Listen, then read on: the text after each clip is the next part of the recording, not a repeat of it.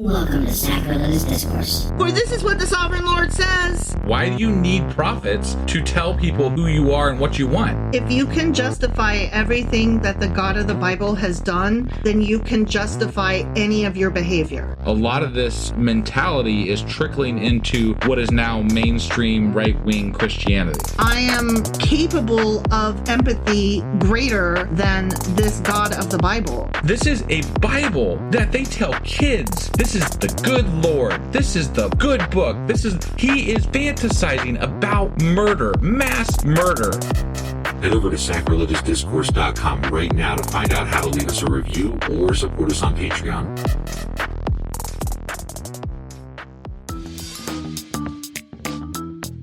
Hey there, sinners and saints. It's your favorite Bible-bashing duo from Sacrilegious Discourse, and we need your help. That's right, folks. We're raising funds for some heavenly equipment and a studio that doesn't sound like it's in the depths of hell. Our current setup, let's just say it's more apocalypse than audiophile. So if you want to hear us dissect the Bible without the background noise of demonic squirrels, chip in a few bucks. We're aiming for $5,000 to upgrade our audio and build a studio worthy of blasphemous banter.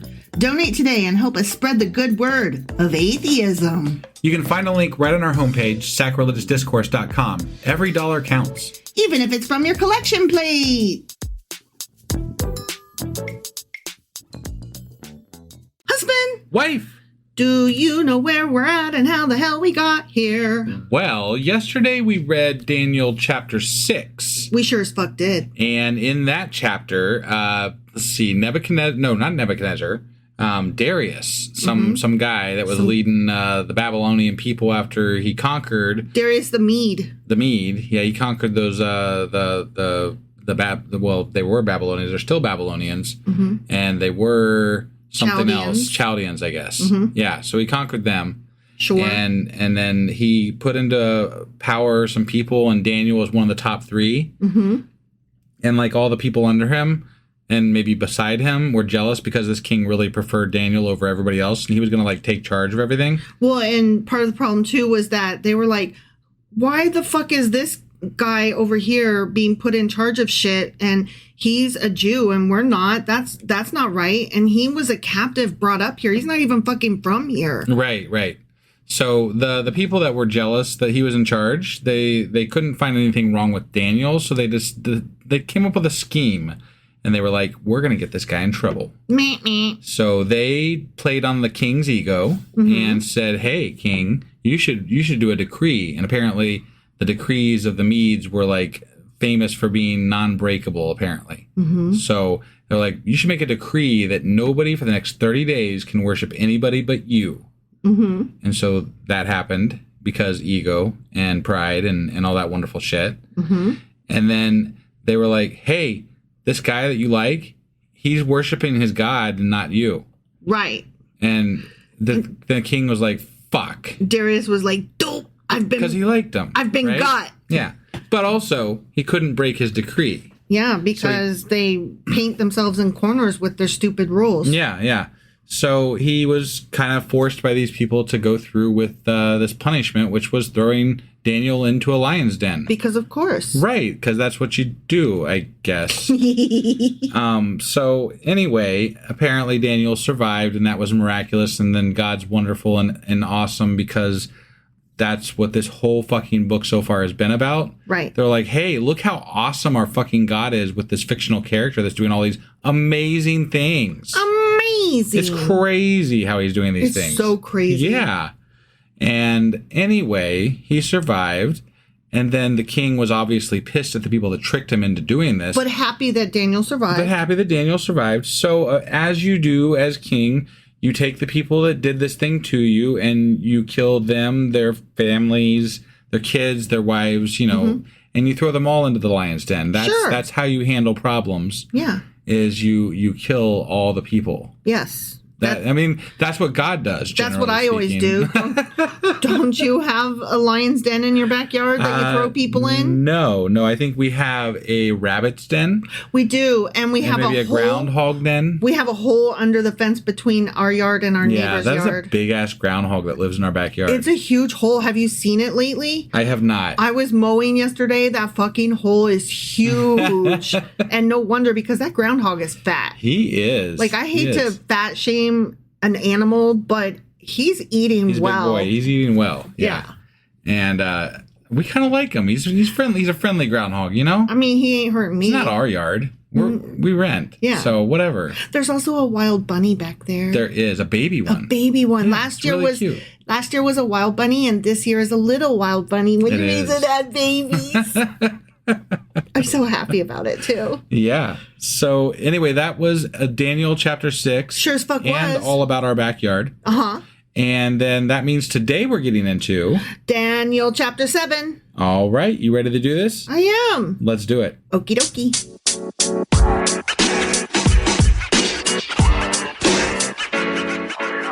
Okay, we are hopping into Daniel chapter 7. Or Daniel chapter 7. Yeah, that too. Yeah.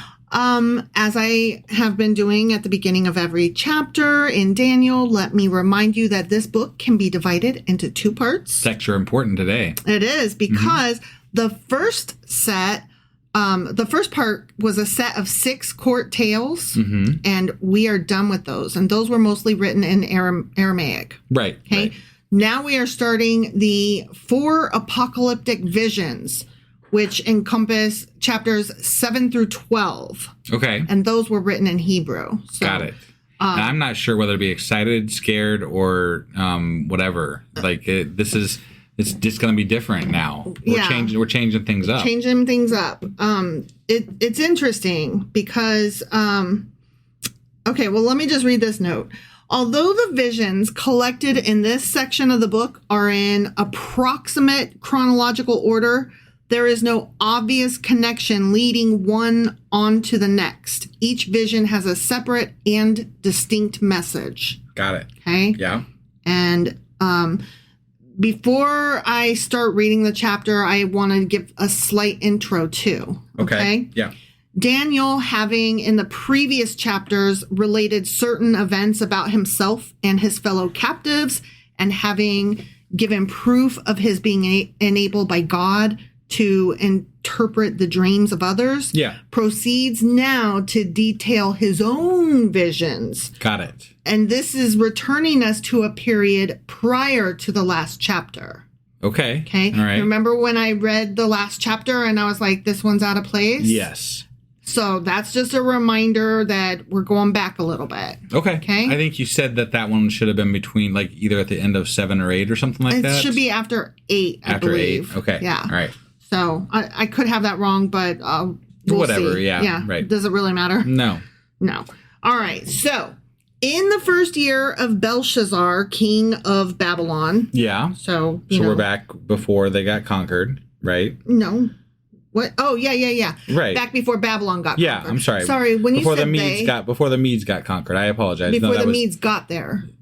The Medes did the conquering. That's what I meant. I'm so sorry. It's been a long day. It has. So yeah, this is before Babylon and the Chaldeans got conquered by the Mede-Persian people. Yes, that's what I meant. Got it. All right. So in the first year of Belshazzar, king of Babylon. Yeah. That's a mouthful. Daniel had a dream, and visions passed through his mind as he was lying in bed. He wrote down the substance of his dream, because of course he did. Right. Daniel said, "In my vision at night I looked, and there before me were the 4 winds of heaven, churning up the great sea. 4 great beasts, each different from the others, came up out of the sea.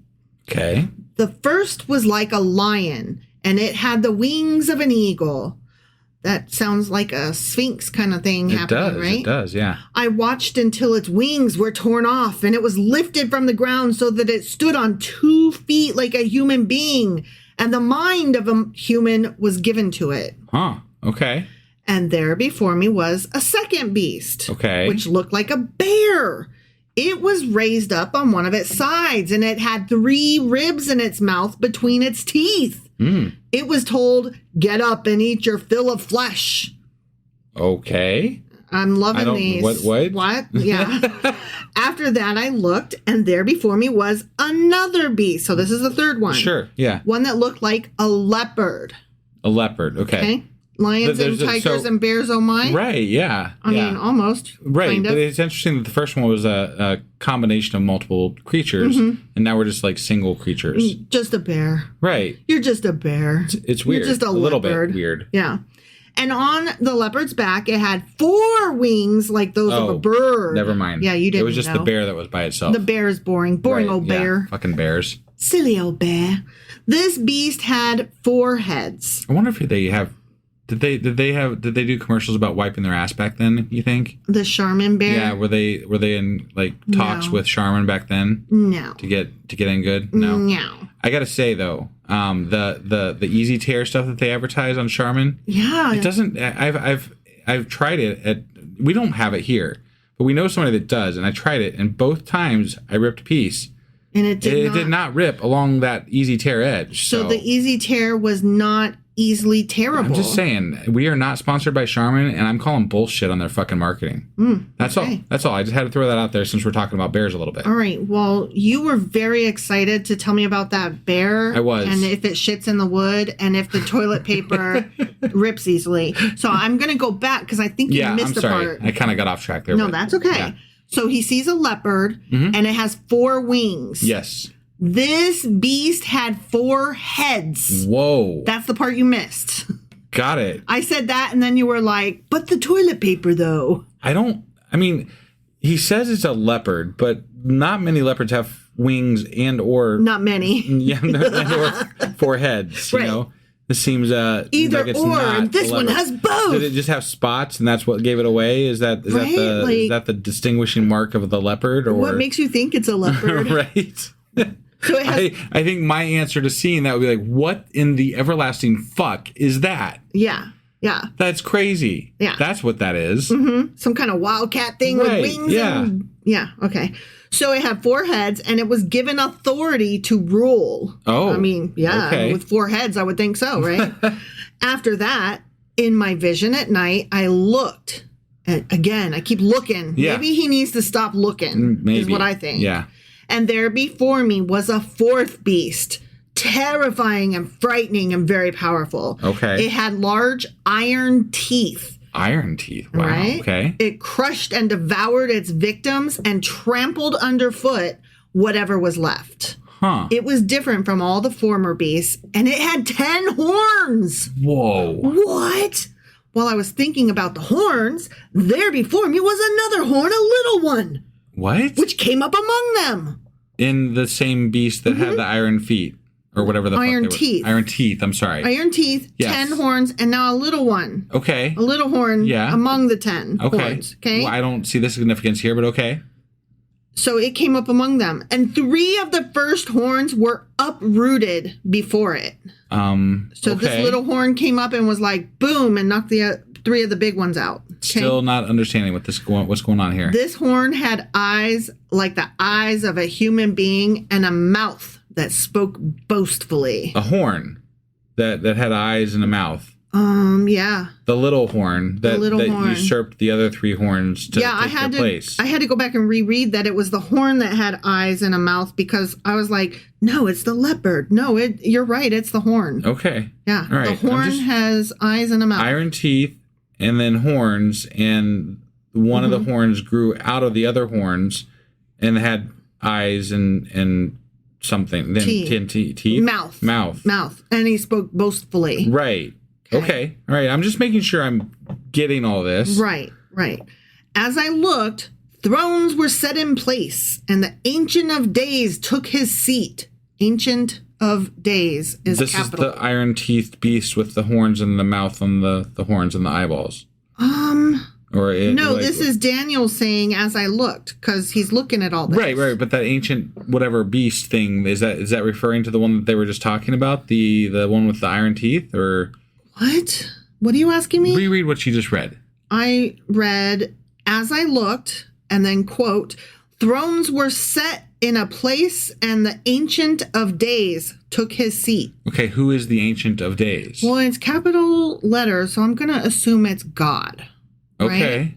Right? Am I wrong? Well, I thought maybe it was one of the beasts. I thought we had just got done talking about the one with the iron teeth, so I thought maybe that's what that was. I think it's God because, look, the next sentence says, his clothing was as white as snow. Oh. The hair of his head was white like wool. Okay. His throne, was flaming with fire, and its wheels were all ablaze. Oh, there go the wheels. Yeah. Go Ezekiel, man. Yeah. The wheels were all ablaze. Yeah. A river of fire was flowing, coming out from before him. Okay. Thousands upon thousands attended him. 10,000 times 10,000 stood before him. That's a lot. Mm-hmm. Yeah. The court was seated, and the books were opened. What? There's books? I didn't know there were books. What book do they have open? Many of them. Okay. Plural. S at the end. Got Books. it. Yeah. And they were opened. Right. Then I continued to watch because of the boastful words the horn was speaking. You know, Okay, so I'm confused. Like, Okay. I think this is going to require a lot of like Q&A stuff here because why the fuck is the horn speaking now that we just got done talking about the Ancient Days Ancient of Days thing that's, is decked out in white and has white hair or something and he's in a and library wheels or and something? shit. And okay, I'm really kind of lost right There's now. just I'm just a going to be lot- honest because there's a lot going on. What's happening here? Yeah. And Okay. what happened to the first three beasts anyway? Yeah, like we've moved on apparently. The bear was like, I'm out. Yeah. I can't compete with this. I kept looking until the beast, the fourth one, Yeah. the scary The iron dude, teeth one with the leopard with 4 wings and 4 heads and with the cyst horns. horn that's growing Yeah. teeth and eyeballs or something. something like that. Yeah. I kept looking until the beast was slain and its body destroyed and thrown into the blazing fire. I'm assuming the Ancient of Days killed it. I don't How know. did it get slain? I don't know, but I've got a parentheses voice. Sure. The other beasts had been stripped of their authority, but were allowed to live for a period of time. Oh, okay. So this had Ancient authority. of Days apparently usurped the authority from all these others, and that scary ass beast had to be dealt with immediately because it was Okay. scary, Yeah. right? The other three, I was scared. One of them was just a fucking bear, right? Yeah. I mean, whatever. I mean, So they were allowed to live because they weren't quite as scary, maybe. Yeah. Oh, sure. Okay. Sure. All right. In my vision at night, I looked, and there before me was one like a son of man coming with the clouds of heaven. Okay. This is where the Christians get their Jesus talk of Got it. the Sure. Old Testament. All right. Okay. All right. He approached the Ancient of Days and was led into his presence. He was given authority, glory, and sovereign power. All nations and peoples of every language worshipped him. His dominion is an everlasting dominion that will not pass away, and his kingdom is one that will never be destroyed. I see. Okay. I- So this is Christians obviously read this bit. Yeah, they did, and they still do. Yeah. Yeah, but I meant before they wrote, the Christian Oh, bit. yes. That's all Sure, I'm saying. Absolutely. Yeah. I, Daniel, was troubled in spirit, and the visions that passed through my mind disturbed me. I approached one of those standing there and asked him the meaning of all this. So he told me and gave me the interpretation of these things. One of those standing there. Is this one of the people in attendance? One of the tens thousands. of thousands times tens of 1000s? Okay. Yeah. All right. Yeah. So here's what this guy says. Yeah. Okay. The 4 great beasts are 4 kings that will rise from the earth. Okay. I wonder which one is the boring bear. But the holy people of the Most High, capital M, capital H, Yeah. will receive the kingdom and will possess it forever. Yes, forever and ever. Amen. Then I wanted to know the meaning of the 4th beast, which was different from all the others and most terrifying with its iron teeth and bronze claws. That wasn't Well, part that's new. Yeah, Yeah. I guess it has some bronze claws. Right? Editor much? the beast that crushed and devoured its victims and trampled underfoot whatever was left. Mm-hmm. I also wanted to know about the 10 horns on its head. I really want to know about all this shit. Mm-hmm. Like, what the fuck is happening? Right? Like, oh, you got high with Ezekiel. Right? I see. Yeah. So I wanted I to feel know, like these prophets had way too much free time and way too many drugs. Yeah, because their dreams were sick. Yeah. Okay, so I wanted to know about the 10 horns on its head and about that other horn that came up, before which 3 of them fell. The horn that looked more imposing than the others and that had eyes and a mouth that spoke boastfully. Yeah, right. I'm curious. Sure. As I watched, this horn was waging war against the holy people and defeating them, as horns do. Yeah. Right? That's a thing that happens. Sure. Until the capital Ancient of Days came and pronounced judgment in favor of the holy people of the Most High, capital. Okay. And the time came when they possessed the kingdom. He gave me this explanation, the dude. Okay. Yeah. Yeah, I can't even with this. Right? Okay. I'm definitely gonna need this explanation. I hope it actually does something. Sure. And The 4th beast is a 4th kingdom that will appear on earth. It will be different from all the other kingdoms and will devour the whole earth, trampling it down and crushing it. oh, okay. I think I was talking to my dad about Bible things, and he was like, Daniel, blah, blah, blah. And I was like, hey, I'm reading that book right now. Yeah. And so then he was like, yeah, we're in the end days. It's happening. And Russia is the big one that's coming. Oh, wait. So, okay, that confuses the fuck out of me. Mm-hmm. Why is the right wing so friendly about Russia when if apparently the Christian right thinks that Russia is that 4th beast? They're so excited because as soon as all this shit happens, they get tribulated right up to heaven or and whatever. this is why Christians should not be in charge of decision making. Right, because they're like, yes, it's the end days. And we're like, that's not... We don't want that, guys. Yeah. That's not how this works. And they're like, we're going to heaven. And we're like, I hope that for you. Right. You're wrong, but I hope that for you. Good luck with that. I don't want your cat. No. Just kidding. He's sweet, but he's old. Right. And our cat would not get along. No, you know what? That's not necessarily true. When we stayed with them for a little bit, they were the 2 that got along best. They were the 2 that got along best. Yeah. I think they'd be okay because mostly they were like, meh. I'll leave you alone. You leave me alone. That's your corner. This is my corner. Right. Yeah, they'd be okay. All right. All right. If my parents get tribulated up to heaven or wherever, we will take their cat. All right. Okay. Sounds great. All right. The 10 horns are 10 kings who will come from this kingdom. Okay. Kings who will come from this kingdom. After them, another king will rise. So this is the little horn, different from the earlier ones. He will subdue 3 kings. Okay. He will speak against the Most High, capital letters. Yeah. And oppress his holy people and try to change the set times and the laws. The holy people will be delivered into his hands for a time, times and a half a time. What? This is so weird. Delivered into his hands for a time, times and half a time. Sure. Time, okay. times and half a time. Right. I confused, am definitely confused, and very lost. No, I think this is going to require a little bit of research for sure. I'm so lost. Mm-hmm. But the court will sit and his power will be taken away and completely destroyed forever. Okay. Then the sovereignty, power, and greatness of all the kingdoms under heaven will be handed over to the holy people of the Most High. His kingdom will be an everlasting kingdom, and all rulers will worship and obey him. Oh, good.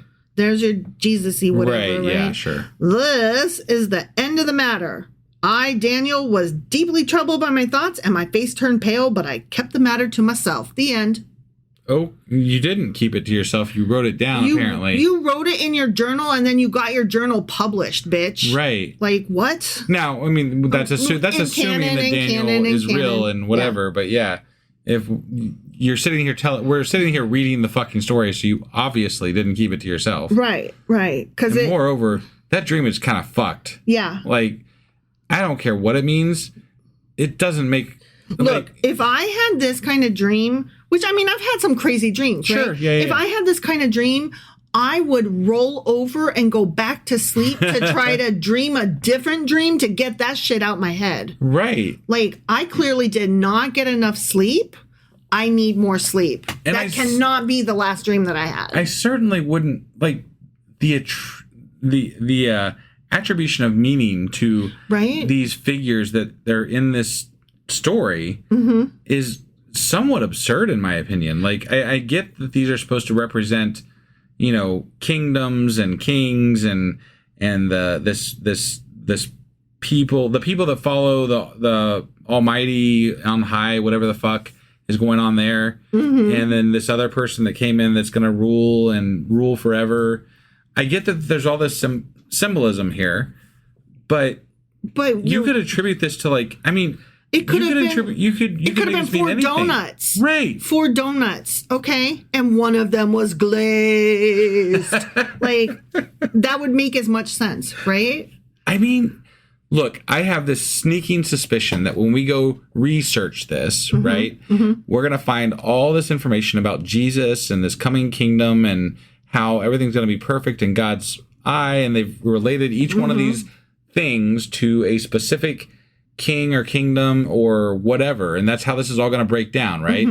But just reading through this vision, I'm like, dude, that's a fucked up dream. You need therapy. Yeah. Sure. Yeah. Affectionately. Maybe, or just maybe better sleep. You know, like you're obviously not sleeping well. Something's going wrong here. What is that mattress that on the Sattva mattress? Right. That's what I keep hearing advertised on like every podcast ever. Right. Yeah. Not sponsored, not sponsored, not sponsored. All right. I have a couple notes. Ready? Uh-huh. The 4 kingdoms represented here are the same 4 kingdoms illustrated in chapter 2. Okay. Okay. And chapter 2 was, which one was chapter 2? That the was one where they were dream going to interpretation. No. Oh, no? The chapter 2 was the one where the king had the dream and he was going to chop everybody into pieces. That's right. And then Daniel was like, whoa, wait, give me a night to think on it. And then they prayed and were like, can you tell me though? Sure. Yeah. Okay. So this is the same 4 kingdoms, which is the Chaldeans, the Medo-Persians, the Macedonian or Grecian. Okay. Both combo, whatever. Yeah. And the Romans. But there is a difference in emphasis. Whereas the vision given to King Nebuchadnezzar dealt in general with the historical significance of the events symbolized. Yeah. The vision given to Daniel here in this chapter dealt more with how these events would affect God's people. Okay. That didn't clear much up for me, but I'm just putting it out there. Right. So I guess historically this is how this translates out, right? But to me it just sounded like a crazy dream. Yeah. But okay. Sure. That's what it means. Another thing that I picked up in my notes was that the people, like when Daniel was like, yo, what is all this? And then the one of the thousands or whatever turned to him and started explaining shit. Yeah. That was one of God's heavenly servants. I don't know how you get that. I didn't get that. Right. It was just one of the thousands. Sure. And what? Right. Like, yeah. I don't know. But anyway. I don't understand the need to take, like, there's these ideas that of things to come and prophecies to happen and all these things, right? Why do they need to put these ideas into the form of crazy ass imagery? Right? Like, just what is why do they need to do that? Why do you have to be a magic 8-ball? Just talk. Just use your goddamn words. I honestly believe that it's done so that if they're wrong, it's not wrong, right? They can. It's like telling someone how reading someone's palm, right? You just do a very general idea, and you can't be that wrong, right? People will then attribute meaning to things that you say, regardless of what actually happened. Do you know somebody whose name starts with an S? Right.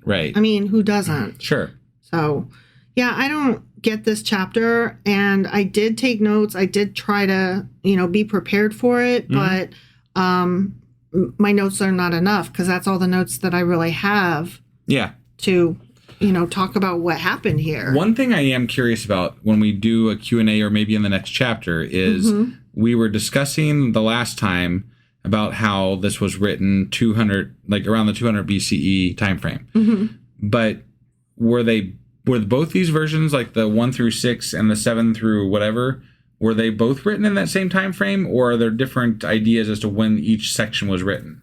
I'm just curious. I'd have to look into that more because the answer that I was given, not having asked that question, was that they were all around the same time frame. Yeah. But they're obviously different languages that they spawned from. So right. It's I suppose it's still possible. Maybe some of these stories were collected and some of them were written. Yeah. Right? So maybe it was all put together at the same time. The first 6 were the Aramaic ones that had been around forever or whatever. So I would assume that those were the ones that were collected. Got it. From, and Aramaic edited somewhat sources. because there's been obviously, because they put the name Daniel in and blah, blah, blah. Yeah.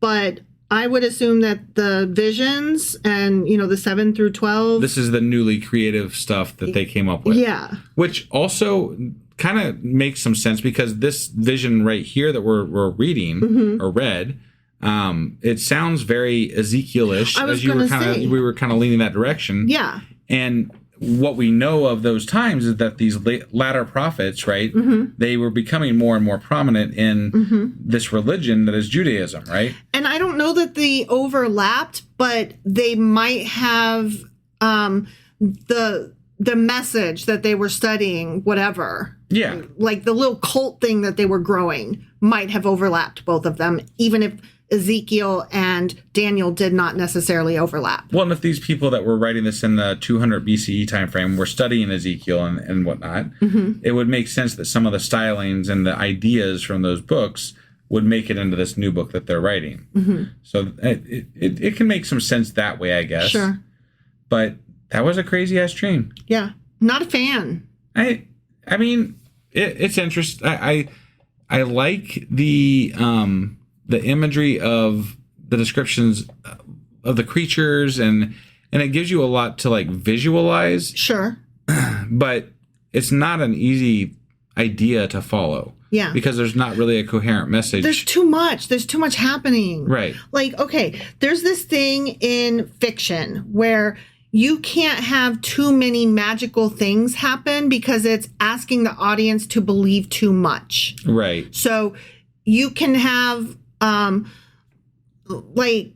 don't know, you can have aliens, but you can't also have God. And that's why the movie Signs did not do really well. Got it. So it's asking too many different opposing magical ideas. Sure. No, that makes sense. Yeah. And that I feel like there was about 10 different things happening here. It was all over the fucking place, for sure. I don't really think we have much else to say except for that we probably need to touch on this episode when we go back on our Q&A. So yeah. That was Daniel chapter 7. Sure as fuck was. Which means that tomorrow we'll be back with Daniel chapter 8. And I think we're also going to try to get out our second episode for the Patreon. All right, and we'll see you guys then. Bye.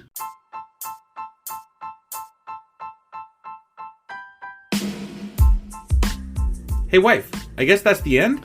But husband, that's just sad. It doesn't have to be. We are on lots of social media platforms like Twitter. Our handle there is sacrilegious_D. For D's nuts. Oh my God. Stop doing that. Anyway, we're also on Facebook, Instagram, and Pinterest. There's a link to all of our social media sites at our website.